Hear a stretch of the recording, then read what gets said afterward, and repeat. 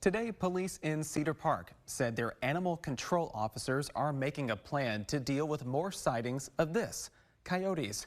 They said the reports are mostly coming from the Buttercup Creek area and near South Bell Boulevard. Joining us this afternoon to talk more about how the city is working to address this is Darian Medvec, the supervisor of Cedar Park Animal Control. Darian, thanks so much for being with us. We appreciate it. Yeah, of course. Thanks for having me. I think the social media post that went out today advising people about this caught many by surprise a little bit. So how often are sightings of coyotes coming in, and what is concerning about that?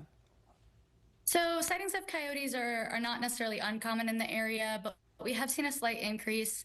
As far as concerns with the coyotes go, a lot of them can be mitigated with efforts by the public as well as efforts with animal control. We've seen a slight increase in the last few months regarding sick coyotes. And what are you advising people to do if they should see a coyote near their house or in their neighborhood? Yeah, the best way to mitigate conflict with most wildlife, and coyotes included, is to remove food sources. A lot of people, if we are leaving cat food out or any kind of garbage uncontained, can contribute to seeing increases in wildlife in your yard. We also recommend if you see them in the yard, you can bang pots and pans as well as yell at them, and they should move on. They tend to be non-confrontational when it comes to people.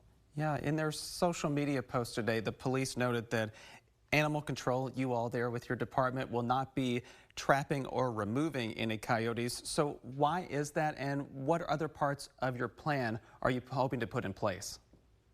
Yeah. So the reason we don't trap and relocate coyotes is because they operate in a family unit. When one member of the family unit is removed, it triggers an increase in mating behavior, and we actually see increases in coyote population overall in the area. So to remove one is to have 5 more next year. So we advise against trapping and instead would like to treat the sick coyotes and help educate the public to haze the coyotes out of the yard.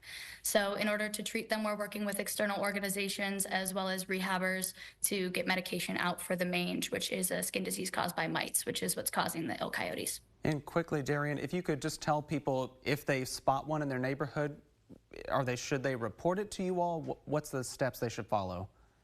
Yeah, so we're asking citizens to report them. A big part of that is so we can track where family units are, and also so that we can maintain healthy coyotes in the population and treat those that are ill and infected.